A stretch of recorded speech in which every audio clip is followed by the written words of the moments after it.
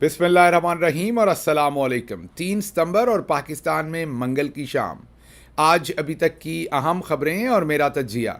सबसे पहले याद दहानी कि सोशल मीडिया फायरवॉल को नाकाम बनाने के लिए इस चैनल को सब्सक्राइब कीजिए अगर अभी तक नहीं किया। व्लॉग देखने के बाद इसे लाइक कीजिए, इस पर कमेंट कीजिए और इसके लिंक को व्हाट्सएप पर शेयर कीजिए। अब आते हैं आज की खबरों की तरफ।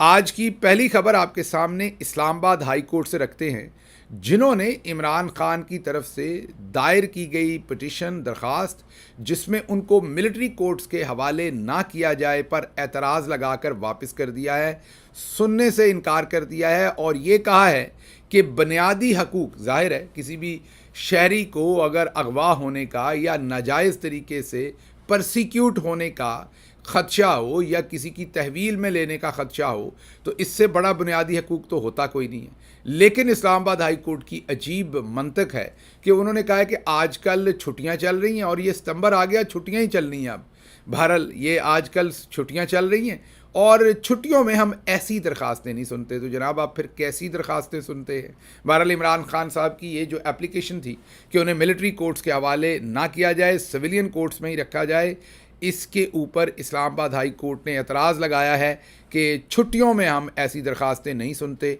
और इनको छुट्टियों के बाद सुनेंगे, मतलब कि एतराज़ लगाकर वापस कर दिया है, सुनने से इनकार कर दिया है। अब यहाँ पर जो बड़ी इम्पॉर्टेंट बात है और बैकग्राउंड है वो आपको ये मैं बताऊं कि जो पाकिस्तान का मौजूदा कानून है, इस वक्त का जो कानून है, एक तो लोगों को आपको पता है कि कोई 103 या 5 लोगों को मिलिट्री कोर्ट्स के अंदर ले जाकर सिविलियंस को बग़ैर किसी कानून के, बग़ैर किसी ज़ाब्ते के ट्राई किया गया और किया जा रहा है।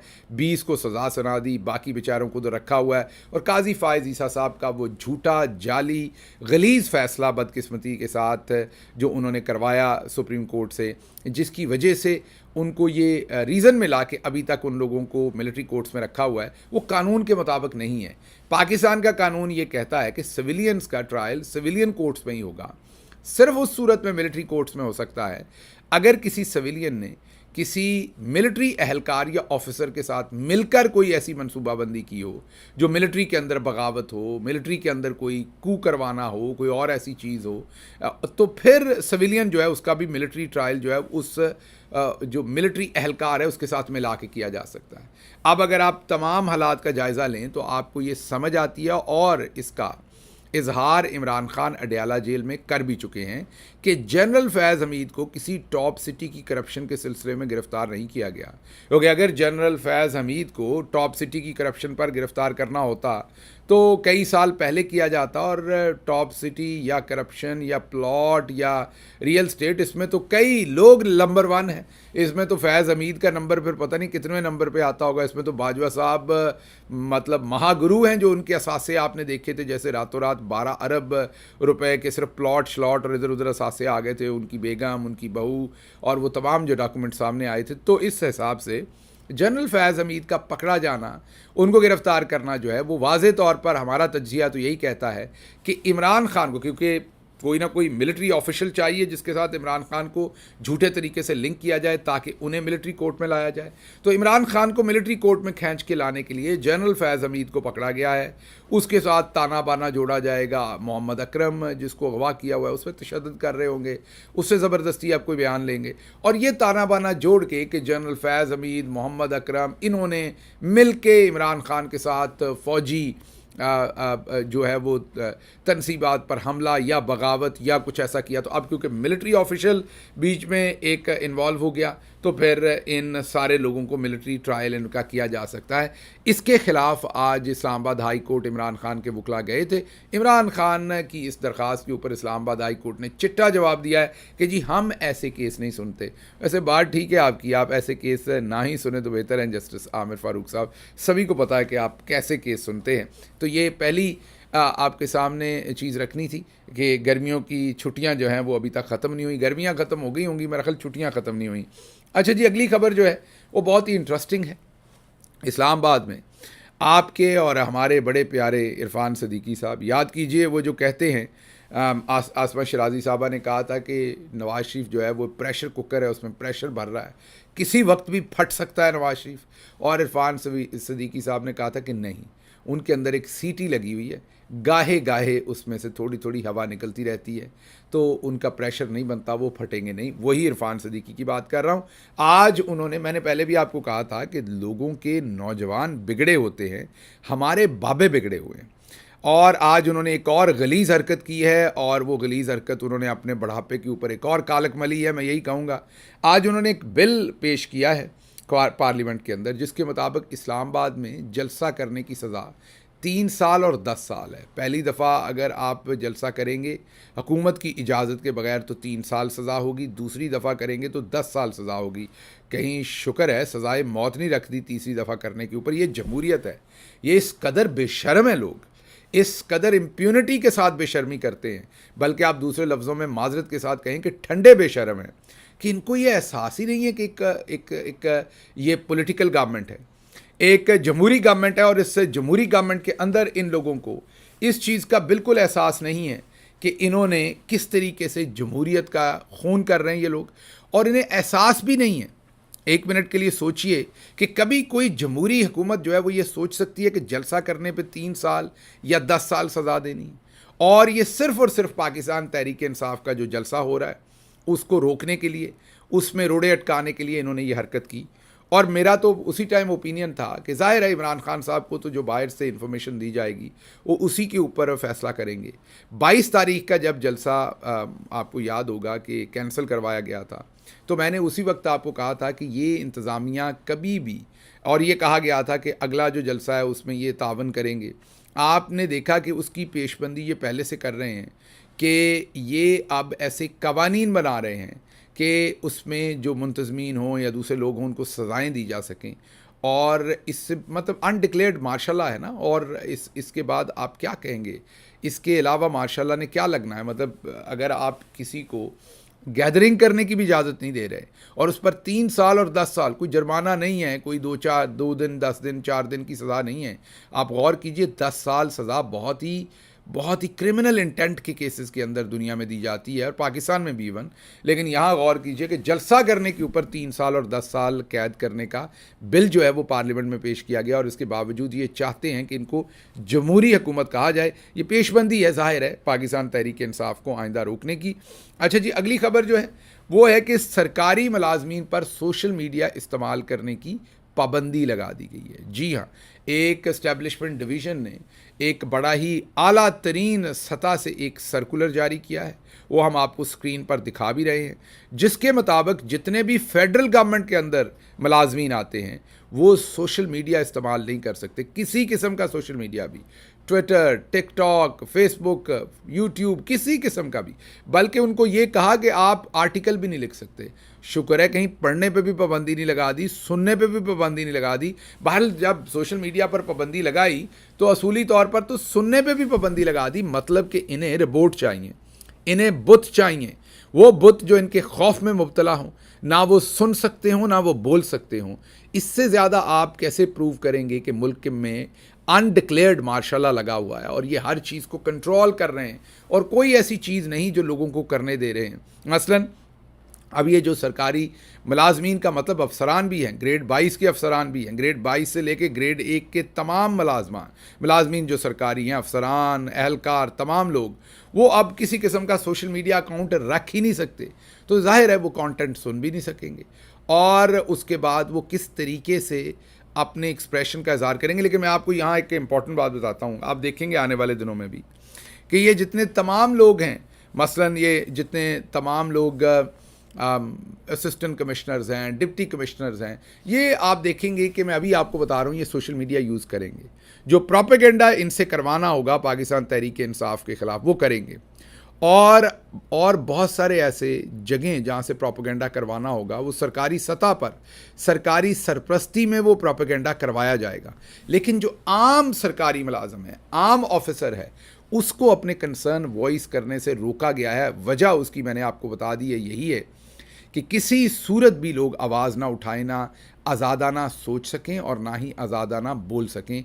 तो ये एक और अनडिक्लेयर्ड मार्शल लॉ की तरफ हम जा रहे हैं। ये जो नोटिफिकेशन है इसके खद्दो-ख़ाल अगर आप पढ़ें तो बहुत ही डरावने हैं, क्योंकि इसके अंदर इतनी पाबंदियां हैं कि लग ऐसे रहा है कि मिलिट्री मार्शल लॉ तो नहीं बल्कि किसी कैद के अंदर है। ये सारे जो लाखों सरकारी मुलाजमीन हैं इनकी ज़ुबानें जो हैं उनको खींच लिया गया हाथ डालकर मुंह में। ये अगर आप नोटिफिकेशन की तमाम TORs पढ़ें तो आप हैरान हो जाएंगे कि इतनी सख्त पाबंदियां लगाई गई हैं। अच्छा जी, अगली खबर आपके सामने रखते हैं। सरदार अख्तर मैंगल, जी हाँ, बलूचिस्तान से, आपको पता है मारूफ मेंबर पार्लियामेंट होते हैं, मारूफ लीडर भी हैं बलूचिस्तान से। उन्होंने आज कौमी असम्बली में बात करना चाहिए, उनको बात ना करने दी।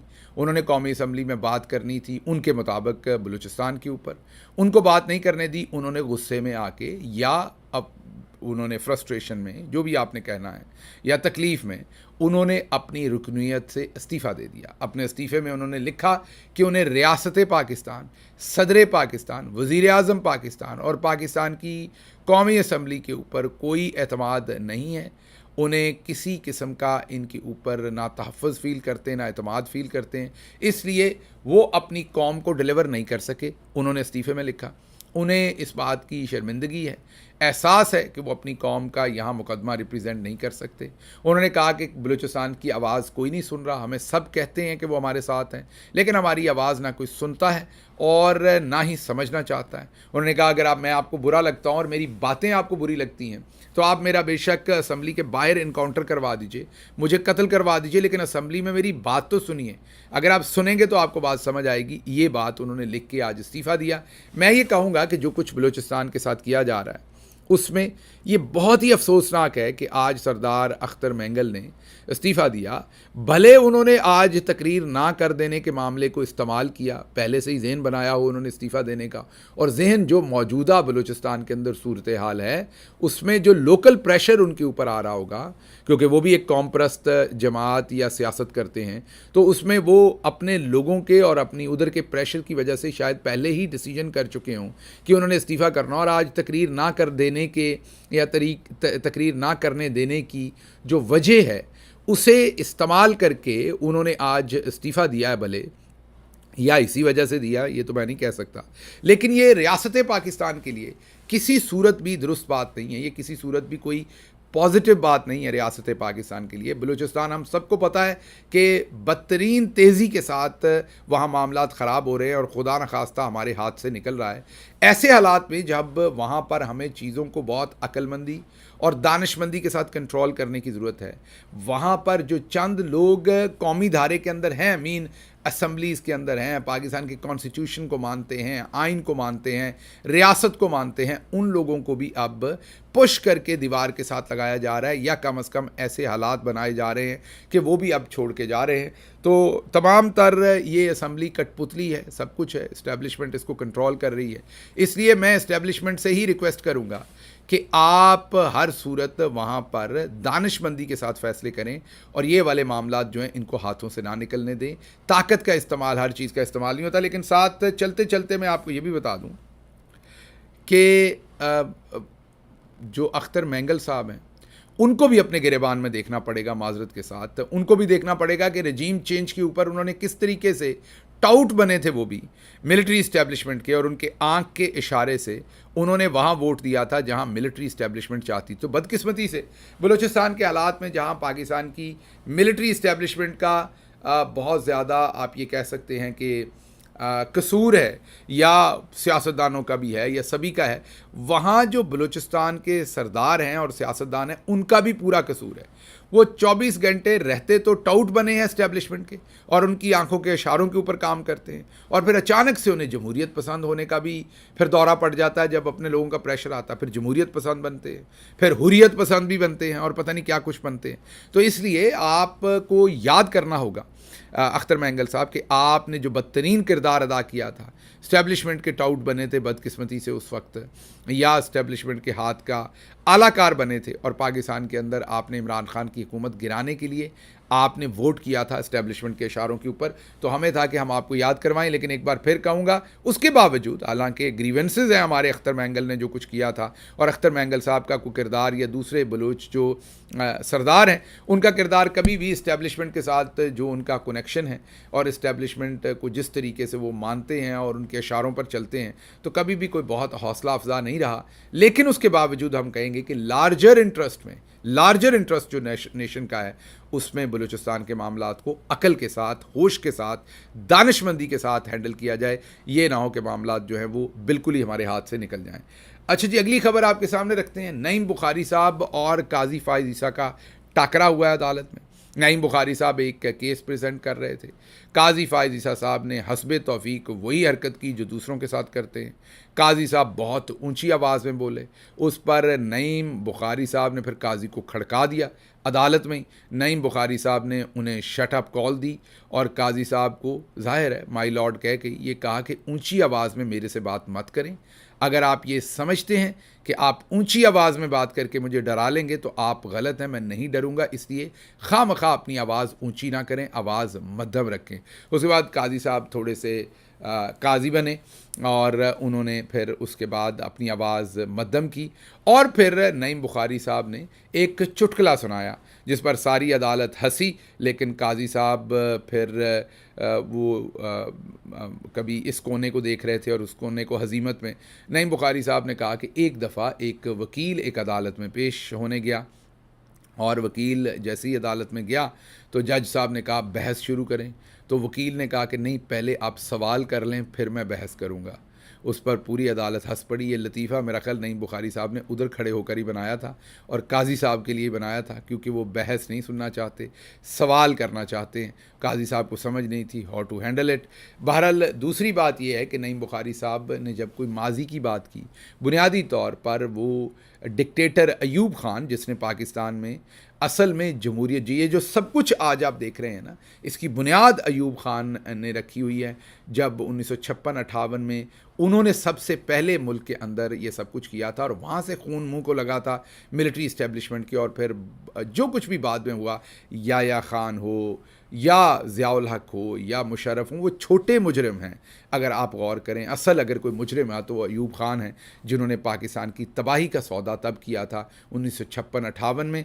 तो कहने की बात यह कि उन्होंने जब उस ज़माने को याद करवाने की कोशिश की तो काजी साहब ने आगे से कहा कि ये हमारे पैदा होने से पहले की बातें हैं, ये बातें ना छेड़ें। उस पर नईम बुखारी ने कहा कि अभी तो आपने भुट्टो केस दिया है, वो भी तो ऐसे ही था, वो भी तो आपसे पहले की बात थी, आप उस टाइम तो जज भी नहीं थे, आप तो शायद पैदा हुए होंगे या पैदा होने के बाद अभी नौजवानी में होंगे या स्कूल में होंगे, वो भी तब का केस था। उसको आपने क्यों सुना? उसमें तो आपने सारी पुरानी बातें की। तो आपको जो सूट करता है वहाँ आप लिखते हैं, जहाँ आपको सूट नहीं करता आप कन्नी मार कर निकल जाते हैं। तो खूब क्लास ली गई अदालत के अंदर, नईम बुखारी साहब की तरफ से खूब एक्सपोज किया गया काजी साहब को, और काजी साहब फिर अपनी बगलें झांकते रहे क्योंकि उनके पास और कोई है। लेकिन काजी साहब, वैसे मैं एक हिसाब और लगाया है काजी साहब का कि माशाल्लाह से अल्लाह ने उन्हें अच्छी पर्सनैलिटी दी है। अगर वो गंदी हरकतें करते हैं तो साथ साथ अल्लाह ने उन्हें उसी तरह का ज़मीर और दिल भी दिया है और जहन भी दिया है। जब कोई बेइज्जती करता है तो महसूस भी नहीं करते।